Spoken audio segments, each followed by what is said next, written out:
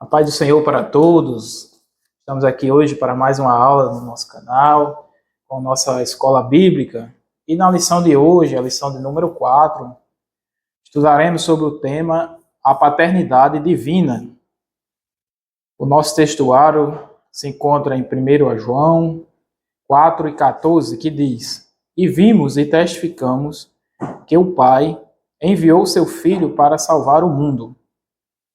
A verdade prática diz: a paternidade de Deus é revelada no envio do Filho e na concessão do Espírito, confirmando nossa filiação e aperfeiçoando-nos no amor.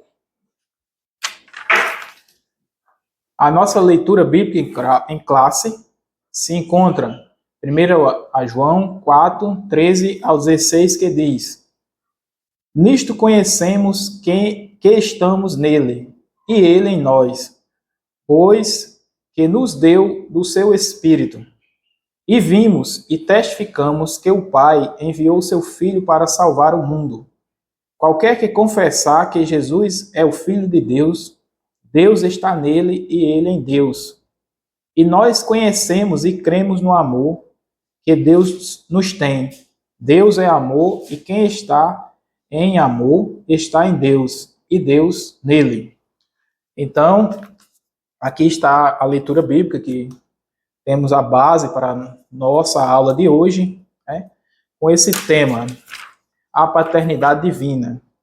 Nós já vimos nas lições anteriores sobre o mistério da Santíssima Trindade, estamos estudando todo esse trimestre, primeiro trimestre de 2026, sobre a Santíssima Trindade. E nós já vimos o mistério da Trindade, também já vimos, né, a respeito da primeira pessoa da Trindade, o Deus Pai, né, o Deus que é o núcleo da vida, mantenedor de toda a criação, né? E também vimos, né, o envio, que o Pai enviou o seu Filho, a segunda pessoa da Trindade, a Jesus, né? Ele que foi quem enviou o seu Filho. E através desse envio, ele nos prova o seu grande amor. Né? Quando ele envia ali na plenitude dos tempos, né? No tempo perfeito, ele envia o seu Filho, ele prova o seu incondicional e altruísta amor para com a humanidade. E também aprendemos já que a Santíssima Trindade estava sempre, desde o plano da salvação, como na execução da salvação, a Trindade estava sempre presente. Mais uma vez, né, a gente vê na unidade, na Trindade, né, um Deus único, que se manifesta em três pessoas. A nossa introdução da lição de hoje diz assim: nesta lição, estudaremos como o Pai revela a sua paternidade por meio da Trindade. Veremos que esta paternidade é reconhecida na confissão de Cristo e aperfeiçoada em nós pelo amor, garantindo nossa comunhão com Ele, capacitando-nos a viver com confiança, fidelidade e expressão visível a nossa filiação diante do mundo. Então, aqui na introdução, a gente já dá para perceber o que estudaremos, né, no decorrer da nossa aula de hoje, né, a respeito da paternidade, que ela é confirmada e afirmada por Jesus. Ali a gente vê na oração sacerdotal, né, ele confirmando essa paternidade, né, do Deus Criador, do Deus Pai, a primeira pessoa da Trindade. E também a gente vai ver, né, que essa confissão, essa confiança que temos nessa paternidade, né, que nós vimos também na lição anterior, né, que nós fomos resgatados e nos tornamos filhos por adoção, né, Jesus sendo o único Filho de Deus, Pai, porque foi gerado, né, por natureza, Filho de Deus Pai por natureza, porque foi gerado pelo próprio Deus, mas também nós nos tornamos filhos por adoção. Então a gente aqui tem, né, em Deus Pai, nessa paternidade, a nossa confiança, né, a nossa fidelidade, né, e também a gente vai ver também a Santíssima Trindade nessa confissão de Deus como Deus Pai, né? A revelação da paternidade do Pai é o nosso tópico 1. Subtópico 1 diz assim: definição da paternidade do Pai. A paternidade é atributo da primeira pessoa da Trindade, que opera por meio do Filho e do Espírito Santo. Um só Deus e Pai de todos, o qual é sobre todos e por todos e em todos vós. Né? O Pai é a fonte de tudo, ele é soberano, ele é o princípio sem princípio. Ele não é gerado, mas aquele que gera o Filho, e de quem, junto com o Filho, procede o Espírito Santo. Entender a paternidade divina é uma fonte de consolo. Podemos confiar no cuidado do Pai, pois ele é o originador de toda a boa dádiva. A referência de Tiago 1,17. Então aqui, a gente estudou a lição também anterior, sobre atributos, né, do Deus Pai. Né? A gente viu diversos atributos, né, quais citados, né, a sua soberania, a sua presciência, a sua onipotência, onisciência, onipresença, e também a sua paternidade é um dos seus atributos. Né? Aqui ele deixa bem claro, o comentarista da lição, ele diz que é um atributo da primeira pessoa da Trindade, né? Que ele opera, né, por meio de quem? Do seu Filho, né, e do Espírito Santo, que a qual é sobre todos e por todos e em todos. Né? O Pai, ele é a fonte de tudo. Né? Já estudamos sobre isso também. Ele é soberano. Ele é o princípio sem princípio. Né? Ou seja, ele é o princípio de todas as coisas, foram geradas a partir dele. Mas ele é sem princípio, porque ele é eterno. E também é um dos seus atributos. Ele é eterno, pois ele não houve um princípio. Ele é o princípio de todas as coisas, mas ele é sem princípio. Ele não teve um começo. Ele sempre existiu e existirá eternamente. Então, aqui também a gente vê nesse subtópico 1 que o Filho, né, que foi gerado do Pai, né, e procede, né, ele procede, o Espírito Santo procede também do Pai e do Filho. Né. Jesus deixou bem claro ali, né, quando ele fala que era preciso ir, né, mas que ele ia, mas enviaria o Paracleto, né, o Espírito Santo. Ele diz em suas palavras, né, é preciso que eu vá, né, suba aos céus, porque se eu não for, ele não virá. Então, Jesus ali, o Espírito Santo, Jesus é enviado pelo Deus Pai, o Espírito Santo é enviado pelo Deus Pai e pelo Deus Filho, né, Jesus. Subtópico 2 diz assim: a paternidade eterna do Pai. A paternidade de Deus não tem início no tempo. Deus é Pai desde a eternidade. Na oração sacerdotal, Jesus disse: e agora, glorifica-me tu, ó Pai, junto a ti mesmo, com aquela glória que tinha contigo antes que o mundo existisse. Este texto ensina que o relacionamento entre pai e filho é anterior à criação, revelando que a identidade de Deus como Pai é eterna. Não houve momento em que Deus se tornou Pai. O Pai sempre foi Pai. O Filho sempre foi Filho e o Espírito sempre foi Espírito. Né? Então aqui a paternidade é eterna. Então não houve um tempo cronológico no espaço, né, onde Deus ali começa, se torna Pai. Né? A gente vê pela nossa visão humana, né, que um ser humano, né, ele se torna pai a partir do momento que ele gera um filho ali no ventre de uma mulher, né, e a partir daquele momento ele dá o início da sua paternidade. Então, a partir daquele momento ele se torna pai. Mas a gente vê que Deus não, ele sempre, não houve um início cronológico, não houve um tempo em que ele não era pai ou que ele se tornou pai, mas ele sempre foi, ele é pai na eternidade. Então ele é pai, sempre foi pai, assim também como Jesus sempre foi filho e o Espírito Santo sempre foi Espírito Santo. E a gente vai ver o início de Jesus como homem. Aí sim, houve ali um tempo determinado, né? Houve ali um momento cronológico no nosso tempo em que Jesus foi gerado em Maria, né, pelo Espírito Santo ali. Aí sim Jesus se torna homem, então ali houve um tempo. Mas ele sempre existiu, como ele próprio disse aqui, né, na oração sacerdotal. E agora glorifica-me tu, junto a ti mesmo, com aquela glória que eu tinha contigo antes que o mundo existisse. Então, antes que o mundo existisse, já havia essa comunhão de pai e filho entre Deus, a primeira pessoa da Trindade, e Jesus, a segunda pessoa da Trindade. Então, a gente vê aqui pelas referências bíblicas, né, com base bíblica, que a paternidade de Deus é eterna. Subtópico 3. O pai gerou o filho. A geração do filho não implica criação. Ele sempre existiu como pai, com a mesma existência, com a mesma essência. Porque, como o pai tem a vida em si mesmo, assim deu ao filho ter a vida em si mesmo. Significa que o Deus Pai não recebeu a vida de ninguém. Ele é autoexistente.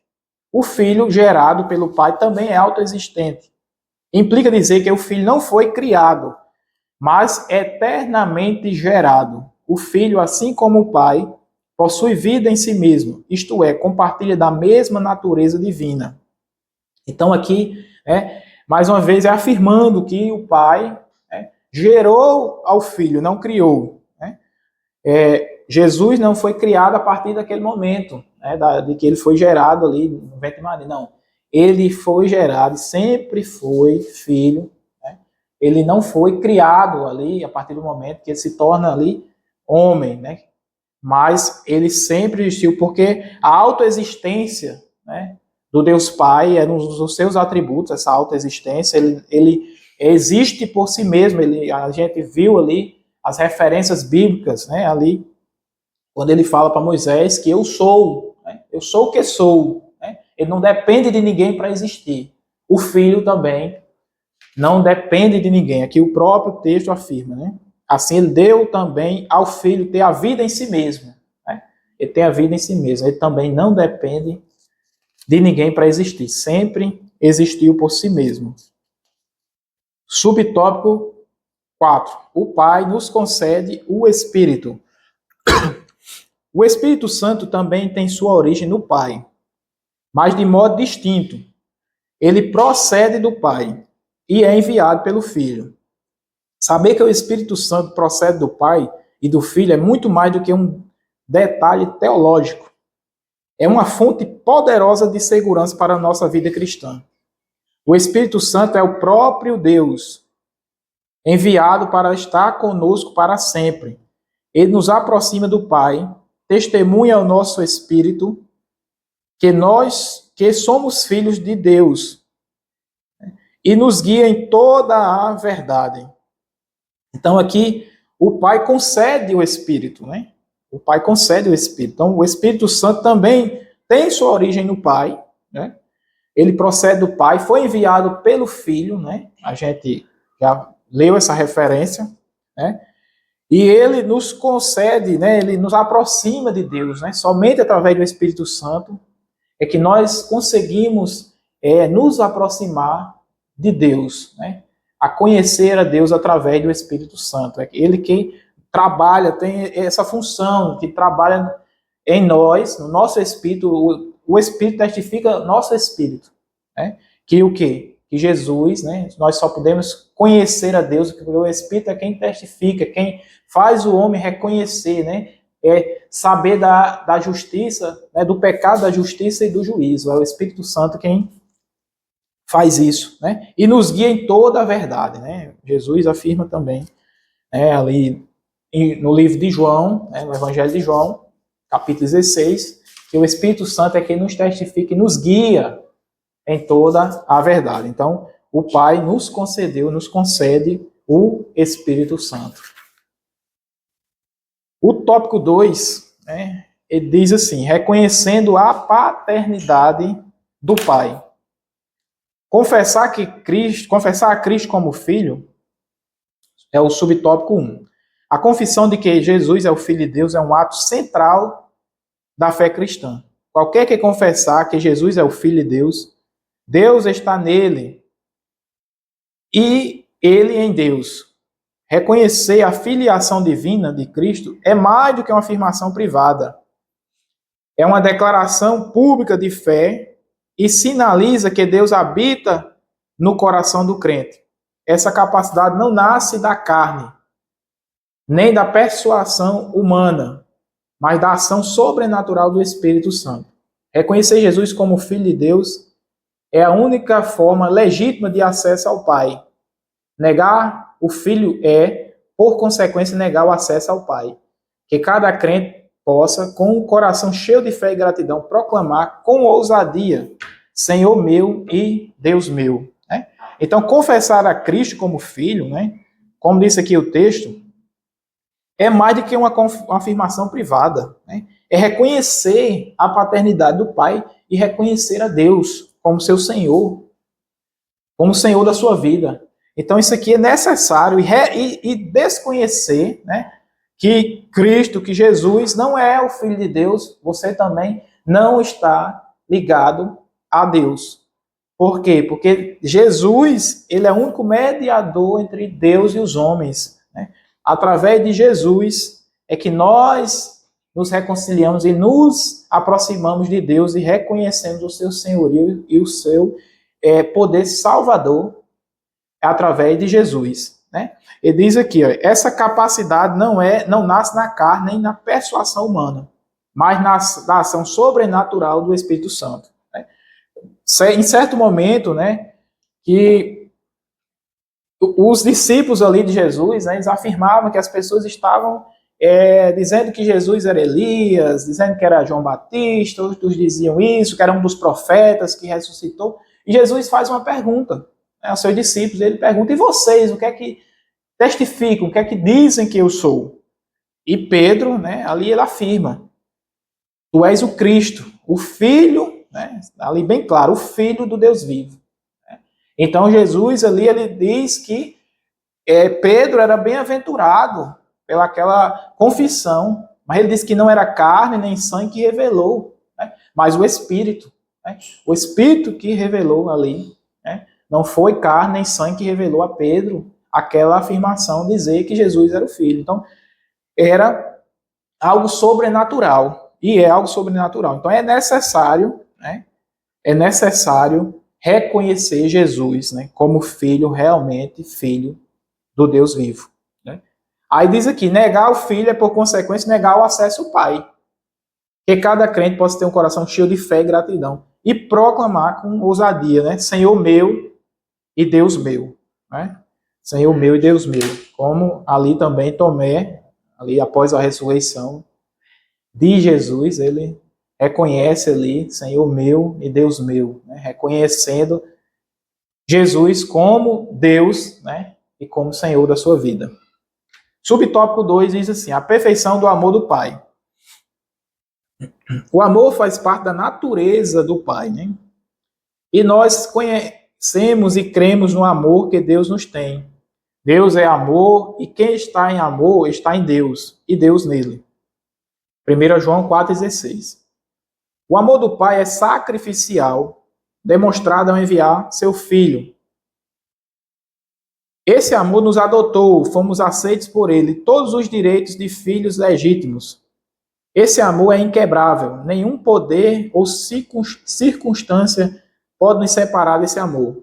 Esse amor é pessoal, não é apenas geral, mas é individual, voltado para cada filho que crê.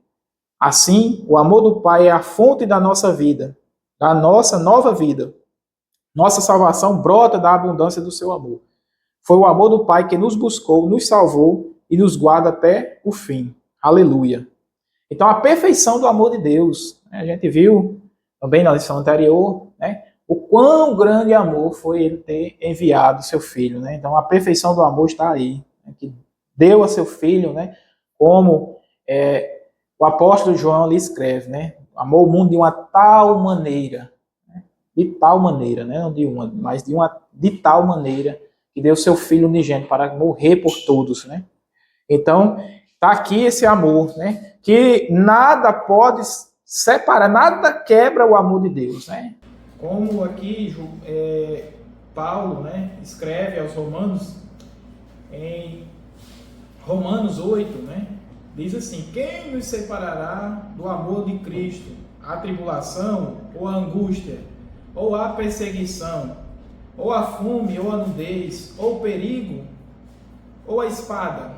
No 38 diz: porque estou bem certo que nem a morte, nem a vida, nem os anjos, nem os principados, nem as potestades, nem o presente, nem o porvir, nem a altura, nem a profundidade, nem alguma outra criatura poderá separar do amor de Deus que está em Cristo Jesus, nosso Senhor. Então aqui a gente vê, né, Paulo afirmando aqui que nada pode nos separar do amor de Deus. Então esse amor é uma perfeição, o amor do Pai, né? Porque nada pode nos separar do amor de Deus. Nada que possamos fazer pode separar, né? Pode destruir esse amor de Deus, esse amor incondicional para com todos nós. Então aqui ele afirma, né, o comentarista: assim o amor do Pai é a fonte da nossa vida, nossa salvação brota da abundância de seu amor, né? Foi o amor do Pai que nos buscou, nos salvou e nos guarda até o fim. Então esse amor que nos resgatou, esse amor que nos reaproximou dele, mesmo nós sendo ainda pecadores, Deus enviou o seu Filho para nos salvar. As bênçãos da filiação divina, subtópico 3. As Escrituras afirmam que o amor de Deus lança fora todo o temor, especialmente o medo do juízo. Nisto é perfeito o amor para conosco, para que no dia do juízo tenhamos confiança. Está lá na carta de 1 João 4,17. Essa confiança estabelece a segurança da nossa condição como filhos de Deus. O crente não é mais um escravo ameaçado pelo castigo eterno, mas um filho livre, amado e aceito em Cristo.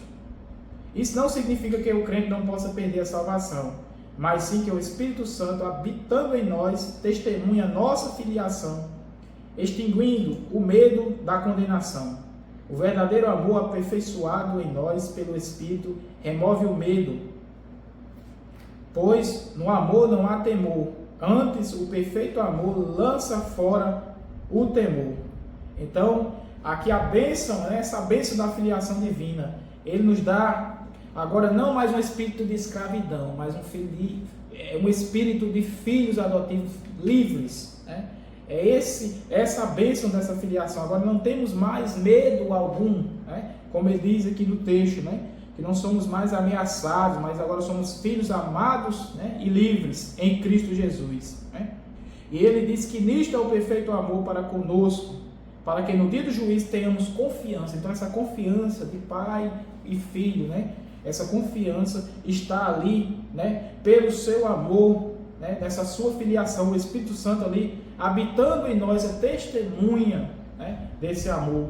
Então, como disse também aqui em Romanos 8, né, Paulo afirma: portanto agora nenhuma condenação há para os que estão em Cristo Jesus, que não andam segundo a carne, mas segundo o Espírito. Ou seja, nós agora temos o fruto do Espírito em nós, que é o que? O amor, né? O amor de Deus. E nós agora somos o que? Essa filiação nos dá essa condição que não temos agora mais medo do juízo de Deus, porque agora nós fomos resgatados, estamos livres em Cristo de toda a condenação e de todo o pecado, né? Então diz aqui, ele remove o medo, pois no amor não há temor, né? Antes, o perfeito amor lança fora todo o temor, né? Paulo também vai afirmar lá em Efésios, né, que o Espírito Santo, o selo do Espírito Santo é o nosso penhor, né? É o nosso penhor. Agora vamos para o último tópico da lição, que tem como título, tópico 3, a experiência do amor do Pai. O amor é aperfeiçoado no crente. O aperfeiçoamento do amor em nós é obra do Espírito. Guardar a palavra é o meio pelo qual o amor divino é amadurecido. O texto de 1 João 2,5 diz: mas qualquer que guarda a sua palavra, o amor de Deus está nele, verdadeiramente aperfeiçoado. Nisto conhecemos que estamos nele. Essa obediência prática à palavra é a evidência externa de um amor interno e verdadeiro por Deus. Não há amor genuíno a Deus sem compromisso concreto com a sua vontade revelada. A cada ato de obediência, mesmo nas pequenas coisas, o amor de Deus é fortalecido em nós. Devemos viver de maneira que nossa prática aprofunde a realidade do amor em nosso coração. Portanto, refletir Deus no mundo é estar sendo aperfeiçoado no amor. Ou seja, o amor aperfeiçoado no crente que na prática, na obediência a Ele. Como é que você diz que ama Deus, mas não obedece? Né? Não está obedecendo, não está seguindo seus mandamentos. Você está dizendo apenas da boca para fora. Mas o amor que sai de dentro de cada um, né? Como diz aqui, né? O amor que sai de dentro, ele é o quê? Ele é externado. Né? Quando você ama realmente a Deus, no seu coração, ele é externado. Ele sai, né, para fora nos seus atos, na sua obediência, na sua fidelidade a Deus. Né? Esse amor é aperfeiçoado na nossa fidelidade. Aí diz aqui, não há amor genuíno a Deus sem compromisso concreto com sua vontade revelada. Então, se você não tem compromisso com Deus, se você não tem compromisso com sua palavra, com seus mandamentos, não há amor genuíno, puro, verdadeiro a Deus em você. Né? Porque essa obediência que Ele nos faz, né, nós verdadeiramente amarmos a Deus. Né?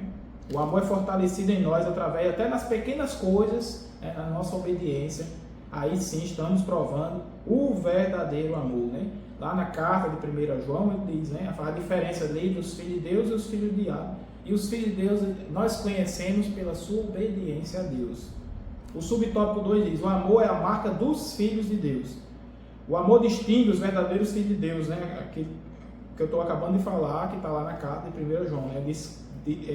Ali há a diferença dos filhos de Deus e os filhos do diabo. O mundo conhece a Deus por meio da manifestação do amor de seus filhos. Ninguém jamais viu a Deus se nós amarmos uns aos outros. Deus está em nós. E nós em perfeito o seu amor. Deus é invisível, mas o seu amor se torna visível à humanidade quando os cristãos vivem em amor mútuo. Quem ama de fato revela que conhece a Deus. Logo, o amor torna real a presença de Deus àqueles que ainda não o conhecem. Então é nisso que provamos o nosso amor a Deus e fazemos as pessoas conhecerem a Deus. É através, né, da nossa obediência e da nossa manifestação do amor ao próximo. Né? Nisso é que nós seremos reconhecidos que somos verdadeiramente filhos de Deus. Um Deus invisível, um Deus que jamais foi visto. Mas as pessoas, o mundo irá conhecer a Deus através de cada um de nós, através do nosso amor em prática. Aí sim que o mundo verá, né, virá a Deus, conhecerão a Deus através do amor dos seus filhos. Né? Como diz aqui o texto, se nós amarmos uns aos outros, Deus está em nós e nós em perfeito amor. Né? Ou seja, nós estaremos nessa união, unidos em Deus, num só propósito, num só amor. Então, logo o amor torna real a presença de Deus àqueles que ainda não o conhecem. Então, se você não ama o seu irmão, se você não demonstra esse amor às pessoas, como eles irão conhecer o Deus que a gente prega, o Deus que você fala, se você não ama o seu irmão, se você não pratica esse amor ao próximo? Como é que as pessoas conhecerão esse Deus que você diz que serve? Então, nós devemos servir a Deus e amar o próximo, que aí sim as pessoas irão conhecer a Deus.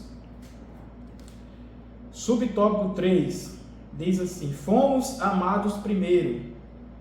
A essência da vida cristã está fundamentada no fato de que Deus nos amou. Nós o amamos porque Ele nos amou primeiro. Indica que a salvação e a fé é a nossa capacidade de amar, e a nossa capacidade de amar são respostas à iniciativa incondicional do amor divino. Em vista disso, fomos amados antes de qualquer mérito, antes de qualquer movimento pessoal em direção a Deus. Fomos amados no pior estado possível, em pecado, e recebidos como filhos em Jesus. Esta verdade sinaliza que somente pelo Espírito conseguimos amar a Deus, ao próximo e ao inimigo. Antes da nossa redenção, houve uma cruz sangrenta preparada por amor. Desse modo, espera-se que a postura cristã seja uma resposta agradecida a esse amor imerecido. Então, fomos amados primeiros. Quando nós estávamos no lamaçal de pecado, quando nós estávamos afastados de Deus, destituídos e distantes de Deus, quando nós estávamos separados de Deus, Deus veio nos reconciliar e nos amou primeiro. Então nós o amamos porque Ele nos amou primeiro. Quando nós estávamos ainda em estado de pecado, no lamaçal do pecado, Deus, na sua graça, no seu amor incondicional, nos resgatou, como diz aqui, houve uma cruz sangrenta primeiro. Né? Então Jesus morreu ali na cruz por todos nós, amando-nos quando não tínhamos nada e ainda não temos nada a oferecer. Mas ele afirma aqui, o comentarista, espera-se que a postura cristã seja uma resposta agradecida a esse amor imerecido. Então nós devemos agradecer esse amor, né, amando o nosso próximo. Como? Através do Espírito Santo. Porque sem o Espírito Santo na nossa vida, não conseguimos amar o próximo, não conseguimos amar o nosso inimigo. Porque somente com o Espírito Santo, no seu fruto, onde está lá, né, em Gálatas, ele está bem destacado, o amor é um atributo que nós recebemos de Deus, né? Deus compartilhou, nós já vimos também na lição anterior, que Deus compartilhou o seu amor, e esse fragmento de amor que temos, nós devemos exercê-lo com maestria, amando o nosso próximo, amando a Deus sobre todas as coisas. Então nós fomos amados primeiros, quando nós ainda éramos pecadores. Conclusão da lição. A paternidade de Deus é revelada de forma plena na ação conjunta da Trindade. O Pai envia o Filho, concede o Espírito e estabelece conosco uma relação sólida, paterna. Confessamos a Cristo, amamos porque fomos amados primeiro e somos conduzidos pelo Espírito a viver em obediência e comunhão. A nossa identidade como filho de Deus é firmada em sua iniciativa soberana e amorosa, garantindo-nos plena confiança para o dia da eternidade e ajudando-nos a refletir no amor do Pai ao mundo. Então, concluindo essa lição, né, a paternidade do Pai, ela é revelada, né, ela é confirmada nas Escrituras, e ela é quem nos capacita e nos dá confiança, tirando todo o temor, todo o medo. Essa paternidade é que nos dá confiança para não sermos condenados no juízo. Né? Então, nós devemos exalar esse amor, nós devemos amar como Deus nos amou primeiro, e esse amor aqui nós vamos refletir o amor de Deus, amando ao próximo. E Deus vai ser visto por todos através do nosso amor ao próximo. Então, que essa lição sirva, né, para nós abraçarmos essa paternidade de Deus, esse amor do Pai, né, esse amor do Pai nessa paternidade, e que nós possamos compartilhar esse amor do nosso Pai com toda a humanidade. Então, que possamos ser gratos a Deus por mais essa aula, né, por mais essa aula maravilhosa. Fiquem todos na paz do nosso Senhor Jesus, Pai de toda a humanidade. Amém.